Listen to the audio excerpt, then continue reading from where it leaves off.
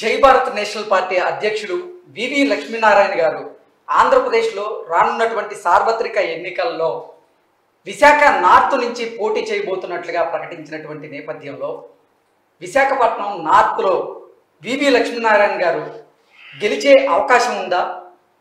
అసలు ఆయనకి అనుకూలమైనటువంటి అంశాలేంటి, ఆయనకి ప్రతికూలమైనటువంటి అంశాలేంటి అనే విషయాల గురించి మనతో మాట్లాడేందుకు జై భారత్ నేషనల్ పార్టీ అధికార ప్రతినిధి చిరంజీవి నాయక్ గారు మనతో ఉన్నారు. ఆయనతో మాట్లాడదాం. చిరంజీవి నాయక్ గారు, హాయ్ అండి. జై భారత్ అండి. ఓకే, మీ అధ్యక్షులు వారు విశాఖ నార్త్ నుంచి పోటీ చేయబోతున్నట్లుగా అఫీషియల్గా అనౌన్స్ అయితే చేసేసారు. ఏంటి, విశాఖ నార్త్ నుంచి ఆయన గెలిచే అవకాశం ఉందా?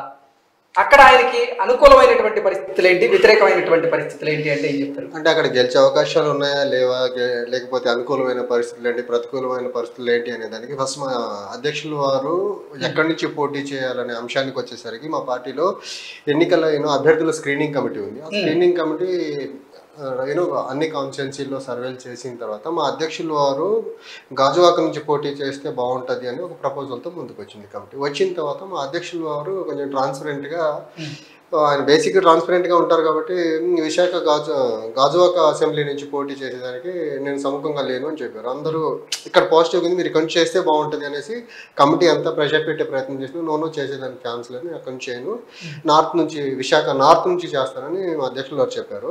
గాజువాక నుంచి ఎందుకు చేయరు ఏంటి అని అడిగినప్పుడు ఆయన చెప్పింది ఏంటంటే, యాక్చువల్గా వైజాగ్ స్టీల్ ప్లాంట్ ఏదైతే ఉందో అది ప్రైవేటైజేషన్ కాకుండా ఆపేదానికి మా అధ్యక్షులు వారు పబ్లిక్ ఇంట్రెస్ట్ లిటిగేషన్ వేసి ఉన్నారు. సో ఆ కేసు నడుస్తూ ఉంది. అక్కడ స్టీల్ ప్లాంట్ కి సంబంధించిన వివిధ సంఘాలు వారందరూ చేసే ప్రతి పోరాటానికి మా అధ్యక్షులు వారు మద్దతుగా ఉంటున్నారు. సో ఈ ఆస్పెక్ట్ అంతా చూసుకొని నేను అక్కడ నుంచి పోటీ చేస్తే నేను వేసిన పబ్లిక్ ఇంట్రెస్ట్ లిటిగేషన్ కానివ్వండి, లేకపోతే కార్మిక సంఘాలతో ఉన్న సఖ్యత కానివ్వండి, వాళ్ళ పోరాటానికి ఇచ్చే మద్దతు కానీ, నేను ఇక్కడ నుంచి పోటీ చేసి గెలిచేదానికి ఇదంతా నేను చేస్తున్నానేమో అని ఒక అపవాదం వస్తుంది. ఆ అపవాదం తీసుకోవడం నాకు ఇష్టం లేదు.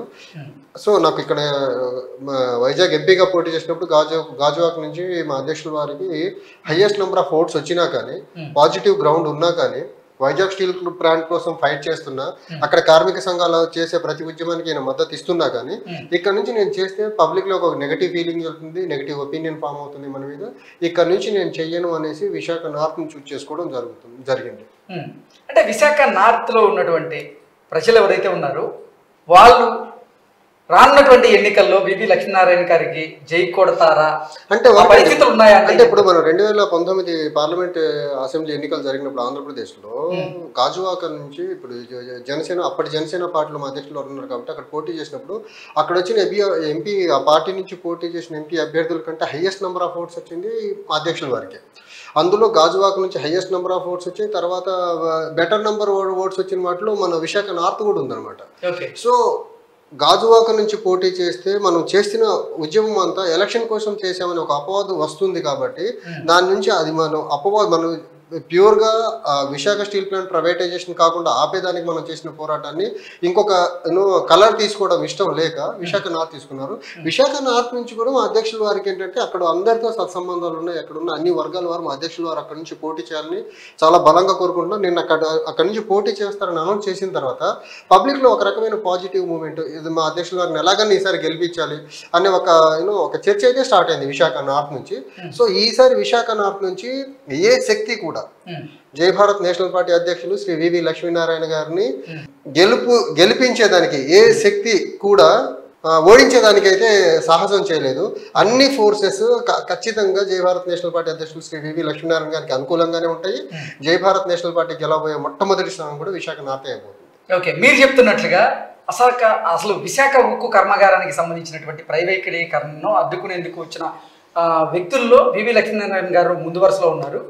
వాళ్ళు ఏ సమ్మె చేస్తున్నా కానీ వాళ్ళకి అనుకూలంగానే వాళ్ళకి మద్దతు ఇస్తూనే ఇప్పటి వరకు ఆయన కూడా ఉద్యమాల్లో పాల్గొంటూ ఉన్నారు అంటూ కూడా మీరు చెప్తున్న నేపథ్యంలో అసలు ఈ విశాఖ ఉక్కు కార్మికులైనా సరే వివి లక్ష్మీనారాయణ గారికి ఓటేసే పరిస్థితులు ఉంటాయా?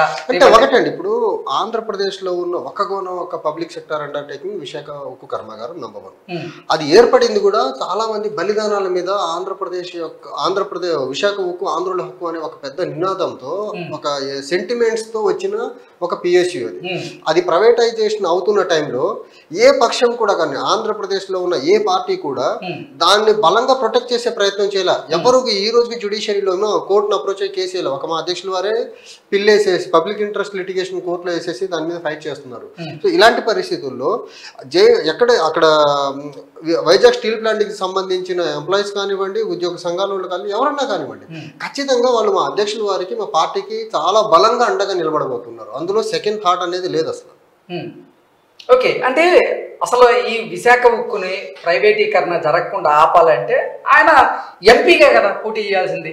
ఎంపీగా పోటీ చేసి కేంద్రంతో సంప్రదింపులు జరిగితే ఆ రకంగా అడుగులు పడడానికి అవకాశం ఉంది. ఇప్పుడు మా అధ్యక్షులు వారు జ్యుడిషియరీని ఒక వెపన్ ని యూజ్ చేసుకొని అందులో పబ్లిక్ ఇంట్రెస్ట్ లిటిగేషన్ వేసేసి ఈ రోజు ఆ ప్రాసెస్ మొత్తాన్ని బ్లాక్ చేయించగలిగారు కదా. దానికి మనకు ఒక సంకల్పం ఉండాలి, దాన్ని ప్రైవేట్ పరం కాకుండా ఆపాలనేది. కానీ దానికి ఎంపీలు ఎమ్మెల్యే అవ్వాలని అవసరంలా. ఇప్పుడు ఎంపీలు ఎమ్మెల్యేలు ఆ ప్రాంతం నుంచి ఉన్న ప్రాతినిధ్యం వహిస్తున్న వాళ్ళు కానివ్వండి, రాష్ట్రానికి ప్రాతినిధ్యం వహిస్తున్న ముఖ్యమంత్రి కానివ్వండి, వాళ్ళు ఎవరు చేయలేని పని మా అధ్యక్షులు వారు చేస్తున్నారు కదా. చేసి దాన్ని బ్లాక్ చేశారు కదా. ఇప్పుడు అక్కడ ఉన్న ప్రజాప్రతినిధులు ఎవరైనా కానివ్వండి, కనీసం అక్కడ ఉక్కు కర్మాగారం కార్మికులు కానీ మేనేజ్మెంట్ చేస్తున్న సమ్మె ఏదైతే ఉందో దానికి సంఘీభావం తెలిపేదాన్ని కూడా డేర్ చేయట్లేదు. ఎందుకంటే వాళ్ళ పార్టీ విప్పును ధిక్కరించి వాళ్ళు ముందుకెళ్లే పరిస్థితి లేదు. పోనీ ముఖ్యమంత్రి గారు అక్కడికి వెళ్ళను, నేను విశాఖ ఉక్కు ప్రైవేట్ పరం కాకుండా నేను ఆపుతాను, పోనీ ప్రైవేట్ పరం అవ్వాల్సి వస్తే ఆంధ్రప్రదేశ్ ముందుకు వచ్చి బిడ్డింగ్ లో పార్టిసిపేట్ చేసి కొంటానని చెప్తుందా? చెప్పే పరిస్థితి లేదు. సో ముఖ్యమంత్రి అయినా చేయలేని పని ఒక సామాన్యుడిగా మా అధ్యక్షులు వారు చేస్తున్నారు కదా. ఓకే, ఏంటి రానున్న సార్వత్రిక ఎన్నికల్లో వివి లక్ష్మీనారాయణ గారు ఎమ్మెల్యేగా పోటీ చేయబోతున్నారు, అలాగే విశాఖపట్నం ఎంపీ అభ్యర్థిగా కూడా పోటీ చేయబోతున్నారు జై భారత్ నేషనల్ పార్టీ నుంచి అంటూ కూడా ఒక వార్త. లేదండి, ఈసారి క్లియర్ గా మా అధ్యక్షులు వారు ఎమ్మెల్యేగానే పోటీ చేస్తున్నారు. అది విశాఖ నార్త్ నుంచి నేను డిక్లేర్ చేశారు. ఎంపీ అనేది బయట వస్తున్న ఊహాగానాలు తప్ప అందులో వాస్తవం ఏమాత్రం లేదు. ఓకే, ఏంటి మరి విశాఖ నార్త్ లో పరిస్థితులు ఎలా ఉండబోతున్నాయి? చెప్తున్నాను కదా, మా అధ్యక్షులు వారు అక్కడ క్యాండిడేచర్ డిక్లేర్ చేసిన వెంటనే అక్కడ ఉన్న వివిధ రకాల ప్రజలందరూ కూడా చాలా పాజిటివ్ గా, చాలా జూబ్లియంట్ మోడ్ లో ఉన్నారు. ఇలాంటి వ్యక్తిగత ఒక ఎమ్మెల్యేగా కావాల్సిందనే ఒక పాజిటివ్ మోడ్ లో అయితే అందరూ ఉన్నారు. ఖచ్చితంగా మా అధ్యక్షుల వారి గెలుపు విశాఖ నార్త్ నుంచి నల్లేరుపై నడికే అవుతుంది సార్. ఓకే, మొత్తం అసలు జై భారత్ నేషనల్ పార్టీ నుంచి ఎంతమంది అభ్యర్థులు ఈసారి ఎన్నికల బరిలో దిగబోతున్నారు? అంటే జై భారత్ నేషనల్ పార్టీ ఇప్పుడు ఏపీ యునైటెడ్ ఫ్రంట్ అని ఒక ఫ్రంట్ ఏర్పడిందండి. ఆ ఫ్రంట్ నుంచి మేమందరం కలిసి 8 పార్టీలు కలిసి పోటీ చేయబోతున్నాం. అన్ని 170 స్థానాల్లో మా ఫ్రంట్ తరఫున అభ్యర్థులు పోటీ చేస్తారు. అందులో మా పార్టీ నుంచి ఎంతమంది ఎమ్మెల్యేలుగా ఎంపీలుగా పోటీ చేస్తున్నారని ఫ్రంట్ డిసైడ్ చేస్తుంది. మరి అభ్యర్థుల జాబితా ఇప్పుడు వచ్చే అవకాశం ఉంది? కపుల్ ఆఫ్ డేస్ లో అండి, మోస్ట్లీ ఒక 1 వీక్ లోపు అనౌన్స్మెంట్ ఉంటుంది. ఎందుకంటే 2-3 రోజుల్లోనే సార్వత్రిక ఎన్నికలకు సంబంధించినటువంటి ఎన్నికల నోటిఫికేషన్ కూడా విడుదల కాబోతున్న నేపథ్యంలో అభ్యర్థులను కూడా అన్ని పార్టీలు ఇప్పటికే అనౌన్స్ చేసే ప్రక్రియలో తనములకనే ఉన్నాయి. సో ఈ నేపథ్యంలో అసలు మీ పార్టీకి సంబంధించినటువంటి ఖచ్చితంగా కపుల్ ఆఫ్ డేస్ లో ఖచ్చితంగా మా పార్టీ నుంచి ఎవరెవరు ఎక్కడి నుంచి పోటీ చేస్తున్నారు అనేది అఫీషియల్ గా అనౌన్స్మెంట్ వస్తుంది. యాజాబ్లో అయితే మా పార్టీకి పెద్ద దిక్కు మా అధ్యక్షులు వారు కాబట్టి ఆయన ఎక్కడి నుంచి పోటీ చేస్తున్నారు నిన్న డిక్లేర్ చేశారు. రిమైనింగ్ క్యాండిడేచర్స్ గురించి కూటమి ఉంది కాబట్టి కూటమితో డిస్కషన్ అయిన తర్వాత ఎవరెవరు ఎక్కడి నుంచి ఎన్ని స్థానాల్లో పోటీ చేయబోతున్నారు అఫీషియల్ గా అనౌన్స్. వివి లక్ష్మీనారాయణ గారి ఎజెండా ఏంటి?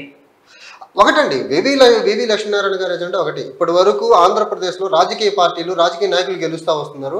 కాదు గెలవాల్సింది ఆంధ్రప్రదేశ్ ప్రజలు. ఇది ప్రధాన ఎజెండా.